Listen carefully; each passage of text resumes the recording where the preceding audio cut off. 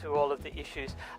It's good to see some passion, isn't it? This is serious stuff, and I'm happy for that. And Adnan, we're quite happy to disagree very strongly, and we will remain friends at the end of this, I hope. First of all, I was disappointed but not surprised to see that Adnan brought up a whole lot of things that weren't related to the topic, so I brought along my Red Herrings Awards.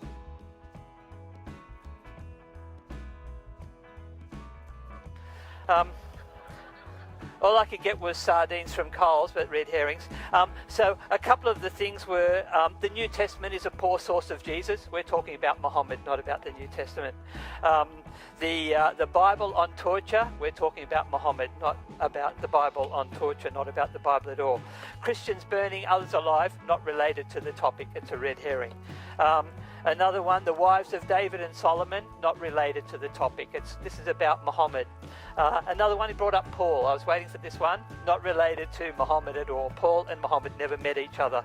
And the last one, Psalm 91, not related. This was, it's not a messianic psalm. The only person who quoted it as relating to Jesus was the devil. So a bad one to line up with. So there's a couple of the red herrings that came up today, and I'll pass those on to Adnan now. And this will keep you in sardines for the next few weeks. Yeah. Let's get to the real topics. The question, he said, use only authentic sources. And the one that he objected to was Ibn Ishaq. But actually, I'm not sure that he believes that, because I do have here a video clip of him talking about Ibn Ishaq to a Muslim audience some time ago. Have a listen to what he says. Who is the main historian we refer to for the life of the Prophet sallallahu alaihi wasallam? Anyone? The biography of the Prophet. Sorry? Yes, Ibn Hisham. But who wrote the book of Ibn Hisham?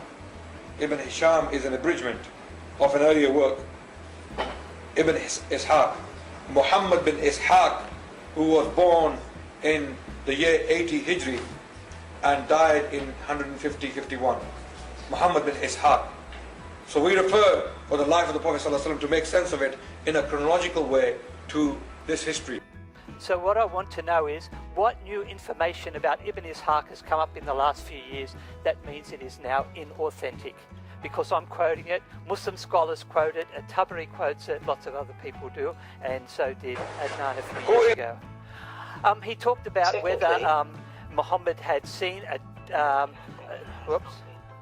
demon in the cave, and both Ibn Ishaq and Tabari, the authentic historian, talk about Khadija saying, rejoice because by God the thing that you've seen is an angel and not a Satan. So these were the terms that came up in those early discussions. He talked about Muhammad promising paradise to others but not himself. Well, he did, and I recognise that there were 10 people that he promised paradise to, but what do you do with these words of Muhammad? He also said, I don't know what's going to happen to me, from the Quran. He also said in Al-Bukhari, I don't know what Allah will do to me. From Al-Bukhari, I don't know if I will enter paradise myself. These were authentic sayings of Muhammad. We need to deal with them. He said it was dangerous for me to criticize his view of Muhammad, but why was it not dangerous for you to criticize my view of Jesus on Friday night? What's going on here? We should have equality in that. Everybody should be equally free and equally open to express their views, even if other people don't find it comfortable.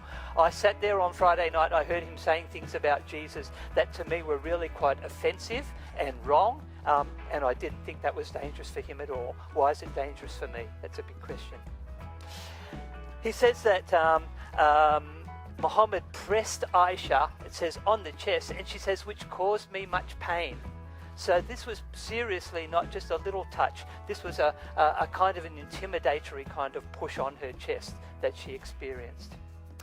He said that he thought that the Jews actually coped better under Islam. Not if you look at your history. The Pact of Umar in 717 said Christians and Jews had to wear a yellow seam on their garments. In Persia in 807, they were ordered to wear a yellow belt. In Granada, in Islamic Spain, they had to wear a yellow badge. Hitler picked up the same kind of thing. This was something that continued on throughout history. The Jews did not do very well under Islamic rule. Here's details about the Pact of Ummah and all of the things that the Christians and Jews were not permitted to do. We're not permitted to teach the Quran to our children. We cannot manifest our religion publicly or convert anyone to it. We cannot prevent any of our kin from entering Islam if they wish it. But people were not allowed to leave Islam and become Jews, not allowed to leave Islam and become Christians, which is still the case today. We were not allowed to ride with saddles, not allowed to carry any kinds of weapons. They had to travel around unprotected. But the Muslims were allowed to carry weapons. So it was not an easy life for them, which is why Maimonides, probably the Jewish John Calvin or the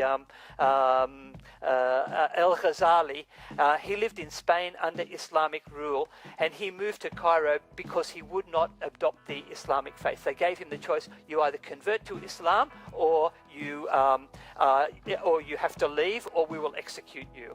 And he stated afterwards, he said, the nation of Ishmael, that is the Muslims, persecute us severely and devise ways to harm us and debase us.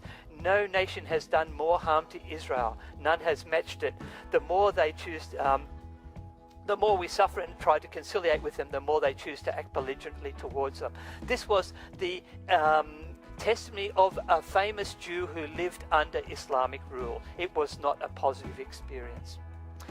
He mentioned about a prophet who will come, who will be like me, and this is the verse in Deuteronomy 18. God will raise up a prophet among you, a prophet like me from among your brothers. And Muslims say, well, this was a prophecy about Moses, and they give a couple of different reasons for it. They might use a scale like this one. Say, oh, well, look, there's some similarities between Moses and Muhammad, and Adnan used a similar kind of list to those things that they had done, but actually the same list applies to Alexander the Great. He did every one of those things as well. He had just as much claim, and the same with Napoleon. Every one of those things, both Napoleon and Alexander and Muhammad did. So it's not unique. There's no reason why Muhammad should claim that it's for himself. But if we have a look at how this compares with Jesus, we can see Jesus and Moses had more things in common than they had with Muhammad. All of these areas, Muhammad was not able to tick a single box on them. Jesus and Moses agreed on every one of them, and there's many more of these. In John 5 verse 46, Jesus referred that prophecy in Deuteronomy 18 to himself. He said, Moses spoke of me. And he said, everything that is written about me in the law of Moses, the prophets, and the Psalms must be fulfilled. Peter said, Jesus was a prophet like Moses. Stephen referred to in Acts 7. There's a consistent connection between the prophecy in Deuteronomy 18 and the ministry of Jesus. It's made through by different people within the New Testament. But why didn't Muhammad obey Moses' law? Moses said, do not erect a sacred stone, for these the Lord your God hates. But what did Muhammad do with the black stone in Kaaba? Well, he was the one who had taken the stone and actually put it back into the Kaaba. It had been washed out in a flood, and Muhammad was the one who was responsible for re-cementing it in there, even though God through Moses had said, do not worship black stones. So why didn't Muhammad do this? He continued to touch the sacred stone and kiss it and encourage people to do that. And if you're a Muslim, you can go to Mecca today and you can do that. A prophet like Moses would not do such a thing. He doesn't qualify to be called a prophet like Moses. And he mentioned about Paran. In Deuteronomy 33, the Lord came from Sinai and dawned from Seir. He went forth from Mount Paran. He talks about 3 visits: Sinai for Jesus, Seir for Jesus, Sinai for Moses, Seir for Jesus, and Paran in Arabia for Muhammad. But in fact, Paran and Seir are near Egypt in the Sinai Peninsula. They're not in the place where he marked them on that map. We know the location of them. They're not near Palestine. They're not near Mecca. It was the Lord Yahweh who was coming in this prophecy. It wasn't someone else. It says, when the Lord Yahweh comes, he will go to these. He would come with a myriad of saints. He would not come with 10,000 or 30,000 soldiers as Muhammad did. But I will stop.